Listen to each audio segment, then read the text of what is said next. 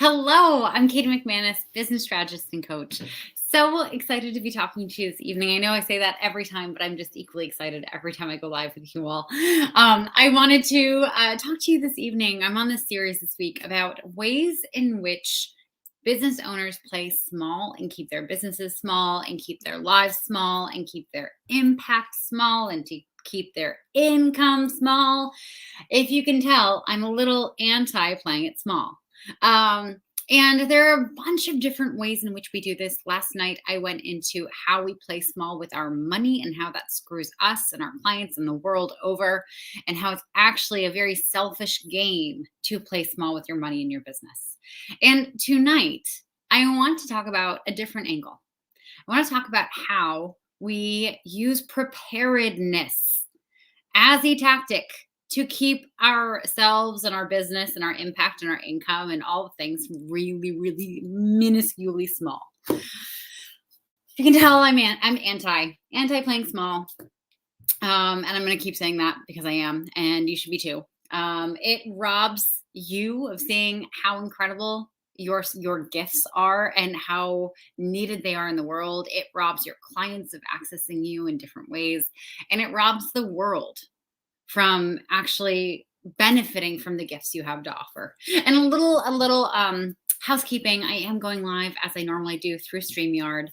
Sometimes not all the comments come through. I do love for this to be interactive though. So if you have any questions, any comments, anything that you want to add to the conversation, please do pop it in the chat. And just know that sometimes StreamYard doesn't like to show me all the comments. So I don't want you to be worried that you said the wrong thing. If I don't call out your comment, it is not you. Sometimes the technology just fails us. I can tell you that if you try to sell Bitcoin or cryptocurrency in the comments, I will probably, be displeased with you out loud. And then also, if you say anything creepy or weird, I'm not going to talk to you. But you guys are amazing. You're not going to say that. And hi, Gabriel. And I didn't realize you were from Brazil. Welcome. Good evening. So I want to dive right in. Okay, so how we use preparedness to keep ourselves and our businesses small. There are two ways, and they're different sides of the same coin. This is going to sound crazy, but people tend to over prepare. They use being over prepared as a way to delay actually launching their business, actually going out and getting clients, actually doing the thing, having impact and having income. What this looks like, and I come from the coaching world, okay, so I'm very, very familiar with this model I'm about to describe, is someone wants to become a coach. They want to start a coaching business. And so they go to training and they become a trained coach. And then they're like, oh, well, the next step is I'm going to become certified. And then they get their certification and they don't feel that internal click of, wow, now I'm ready to run a business. By the way, that internal click that tells you you're ready to run a business never fucking happens, okay? You're waiting for something that will never, ever happen. You're never going to feel ready. You just have to go and do it. And my dog is chewing on a chair. Hold on. Luna, we do not chew on chairs. Excuse you. Let me just show you the naughty girl. See, she's smiling. She doesn't know what she did wrong. She just loves chewing on chairs. She does not worry about being prepared at all for anything. Do you? No, don't go back to it. Anyway, so these coaches, they go, they're waiting to feel ready after getting this first set of certification. But because they don't feel ready, they're like, oh, well, I must need another certification. So they go for another certification. And again, they don't feel ready. So they don't start their business.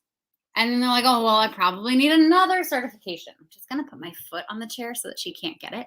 And so on and on and on and on. They're pouring all this money, meanwhile, into all these different certification programs.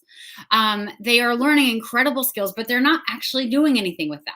Because guess what? They don't have a business that they're starting. They don't have clients. Okay, so it's like they're hoarding knowledge. They're just hoarding and hoarding and hoarding.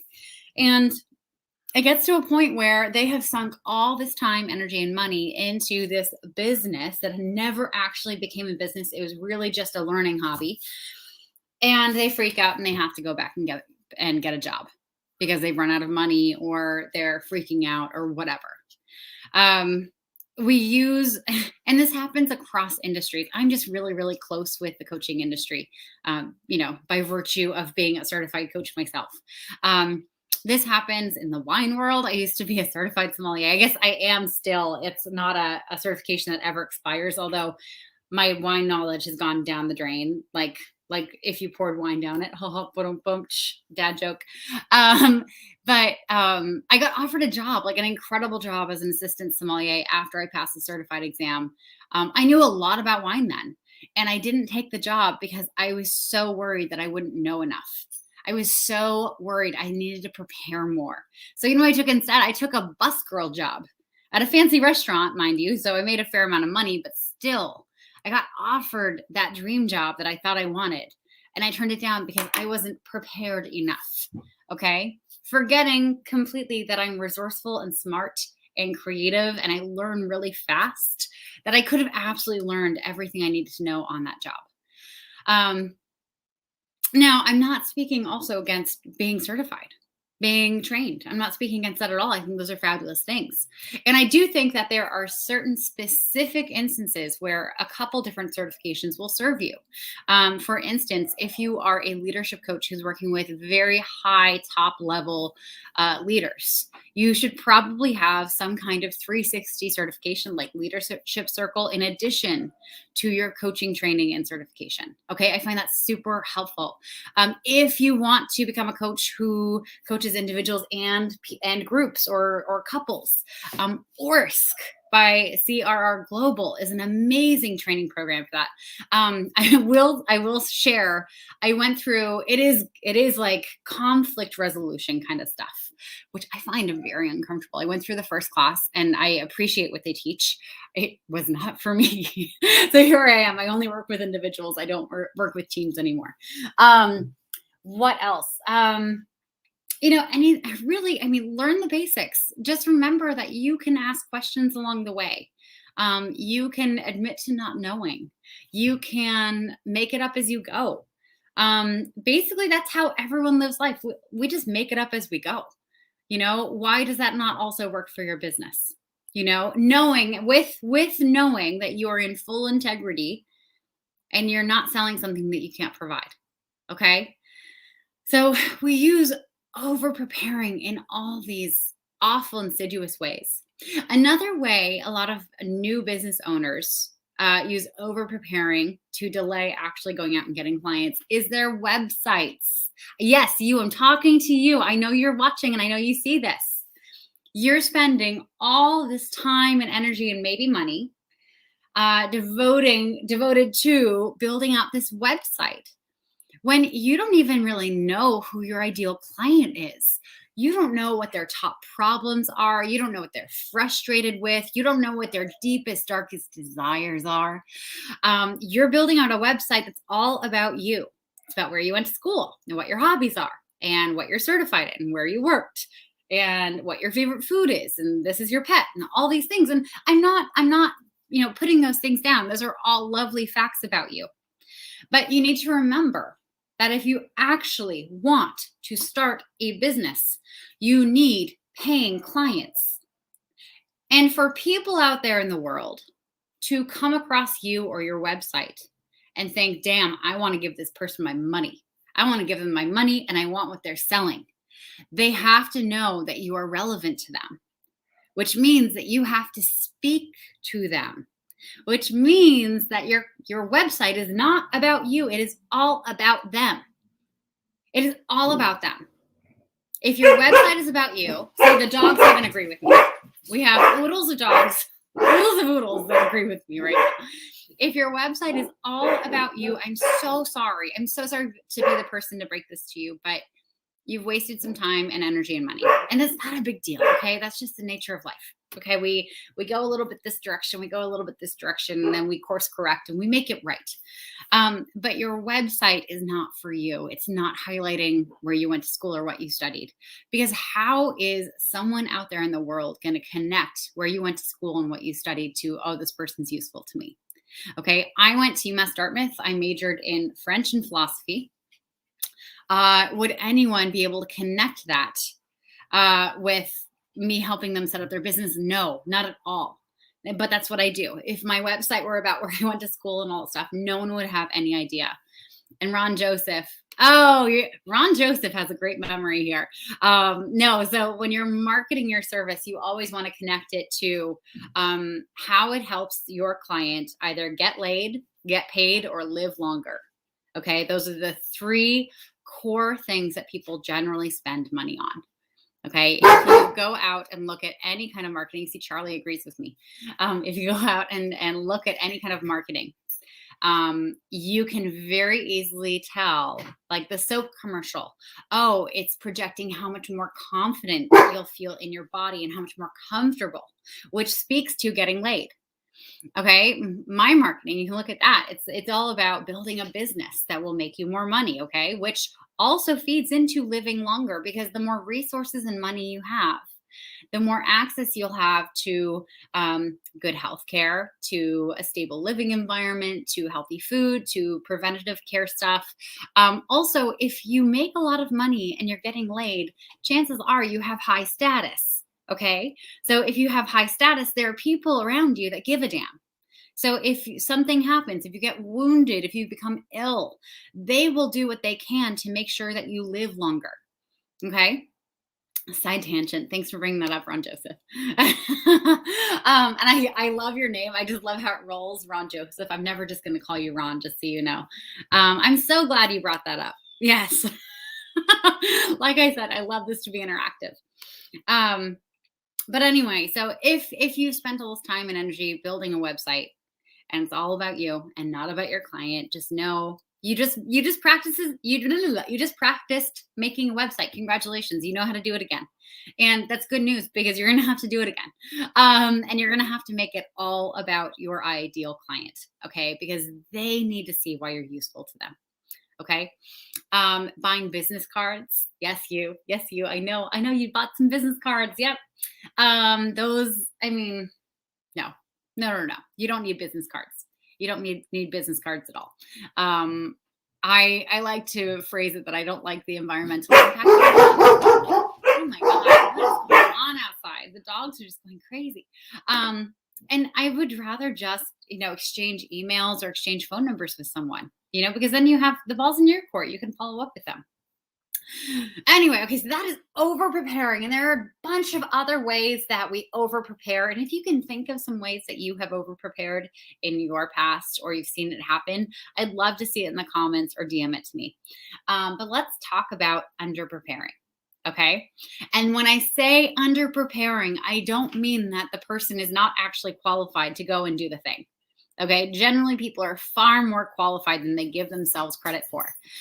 When I say under preparing, what I mean is, and I say this from experience in helping people build their businesses, one of the best ways to sabotage your own success, to make sure that you don't get paying clients, to shoot yourself in the foot in every single sales call you have,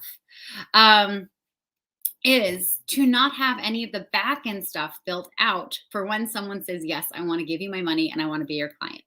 Okay. The back end stuff includes your link to set up billing or payment, having client agreements, knowing back to front to back your sales call.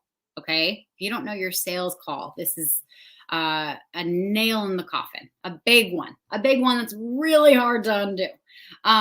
You're going to sabotage ever getting clients, because in the back of your mind, when you're talking to someone who's perfect for you, you can help them, you could change their life. But in the back of your mind, there's this voice that's going to be running like, I hope they don't say yes. Because if they say yes, you have to scramble. You have to throw together an agreement. You've never done that before. You've never put a client agreement together. What if you screw it up? What if it looks unprofessional? What if you embarrass yourself by writing something that's completely mediocre and they see right through you because you're a fraud? And I'm saying this, and I know there are some of you watching who are like, yeah, that's me. Yeah, that's me. That's exactly what I do to myself. Margaret, oh, I came through as someone else. I don't know who I came through as, but welcome. Popkin. I love that last name, Popkin. That's fun to say. But I hope you're enjoying the show. Ron Joseph. Yeah. In other words, don't be a weenie. Exactly. That is exactly my point, Ron. How did you know? That is exactly the point here is don't be a weenie. But do you see how easy it is for us to set ourselves up for failure? And the reason we do it is because if we know that it's going to fail from the beginning, then we're not as devastated when we don't get the client. We are not as devastated when it doesn't work out or when we fail because we were set up for failure anyway. We didn't have the things built. We weren't fully invested. We didn't have the billing set up so that our clients could have an easy way to give us their money.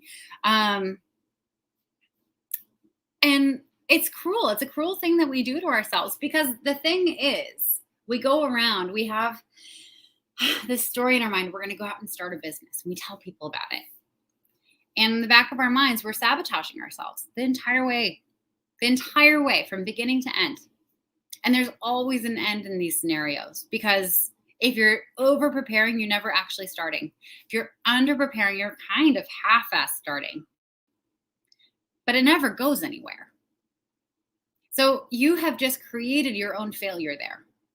And maybe that reaffirms some kind of contract or belief you have about yourself, that you can never see things through, that everything always fails for you, whatever, you know? I want to be a little harsh right now and be like, oh, little baby violins, because I'm tired of this. I'm tired of people giving up on themselves in this way before they even start. Okay. It is cruel to you, but it's also cruel to the people who could potentially be your clients and get immense value from you. Like you could literally change people's lives if you just got out of your own head, got out of your way, stopped being a weenie, stopped playing a small game, and just prepared the normal amount that gets you out the door and running. Okay.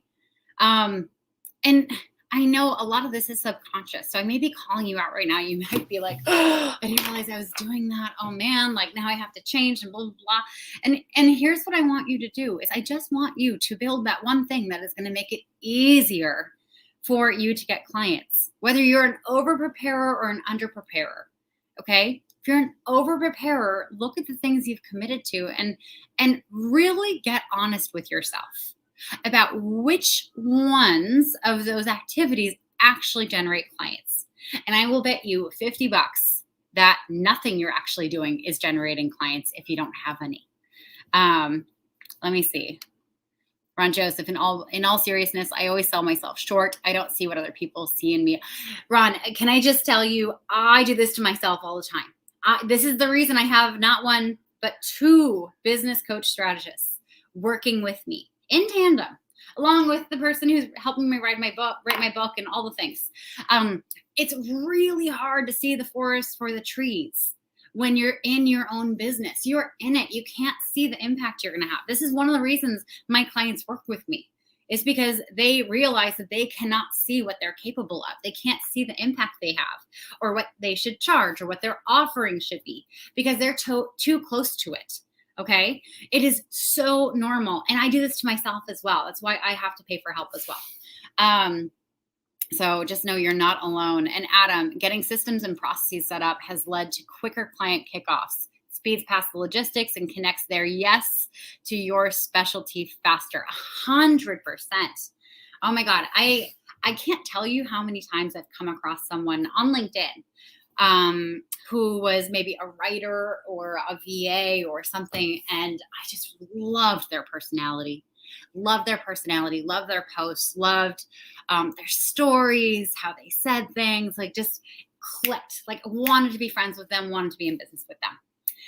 And have reached out and said, hey, I want to hire you. I don't know what for, and I need to figure this out, but how do I do this? Like, what is the process? I've never done this before.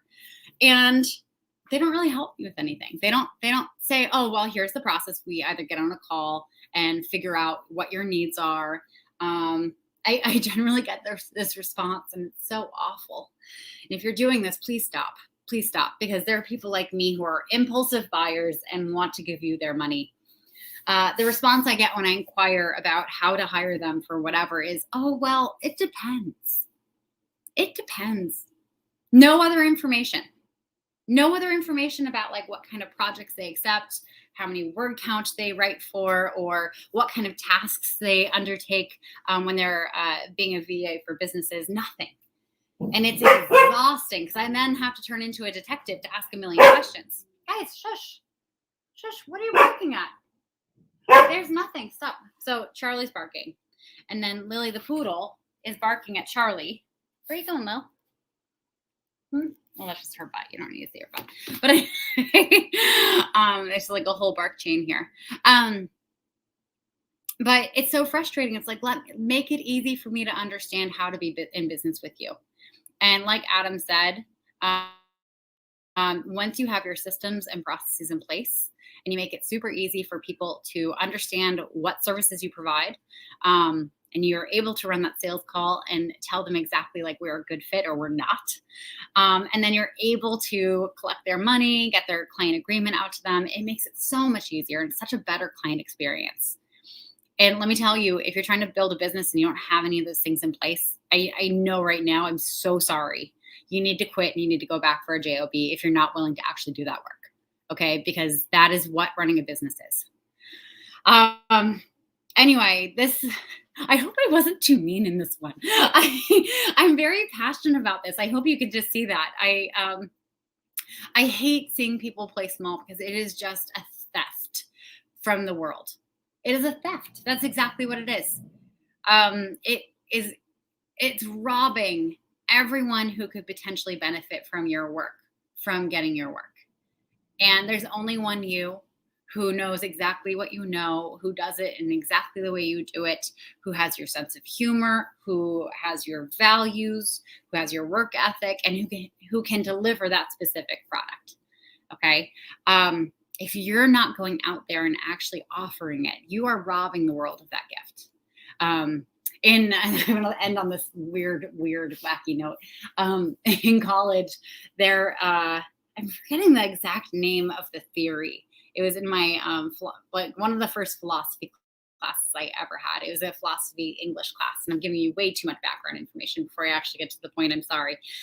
Anyway, so there's this theory that if you put a typewriter in a room with a bunch of monkeys for infinite amount of times, at some point, the monkeys playing with the typewriter are going to produce Shakespeare. Like, they're going to produce all of his works, you know? And Ron Joseph, me, no way. Oh, thank God. Good. I don't believe that. I don't believe that. There was only one Shakespeare, and he had all those circumstances of his life. No, there's nothing like, yes, randomness, the power of random is powerful, and it does work in very mysterious ways. But there was only one Shakespeare. There was only one dude who lived his life, saw the world from his eyes, saw the beauty and the ugliness, and was able to frame it in an incredibly beautiful way, a way that has lasted the test of time, unlike many, many other pieces of art have not. And so I'm going to leave you with that this evening. So you are your own version of Shakespeare. Your stuff may or may not have as long a shelf life. Let's own that. But still, the world deserves to have that gift. And if you keep playing small and wasting all your time and energy on over-preparing or under-preparing before you actually get off your ass and start this business, you are robbing the world of that gift. Anyway, if you're sick of this and you want to stop this whole pattern that you have going on, because it is a pattern, it's something that you relive over and over and over and over again ad nauseum until you actually work it out. But if you're ready to break that cycle and you want to work with a business coach and strategist like myself, shoot me a DM. I may or may not be the right fit for you.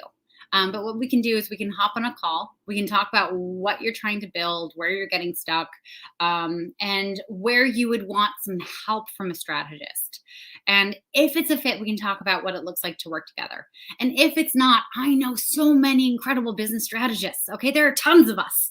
Okay. And we're all really fun to hang out with. And I can absolutely refer you to someone great who will be a great fit for you. But anyway, if you're curious about that, just shoot me a DM. I'm right here. I'm not scary. I don't bite often. Um, and there you go. So, yeah, if you're ready for that, if you're not ready for it, then don't waste my time. Okay. Just like, can we make that deal right now? If you're really committed to being overprepared or underprepared or playing this small game, don't waste my time. Okay. I'm a busy lady. I have dogs to take care of and, outdoors to explore and work to do and clients to help, make hundreds of thousands of dollars. And yeah, but I'm more than happy to help if you're ready to make this change. Anyway, I'm Katie McManus, business strategist and coach. Thank you so much for joining me this evening. I will be going live tomorrow, Wednesday, and then Thursday and Friday, talking about different other aspects of how we play small and keep our lives and our income and our impact super small and rob the world of our gifts. And you won't want to miss it if you're playing small, because I'm going to call you out. Anyway, hope you all have a great evening. Hope I was gentle enough on you, and look forward to seeing you later this week. Bye.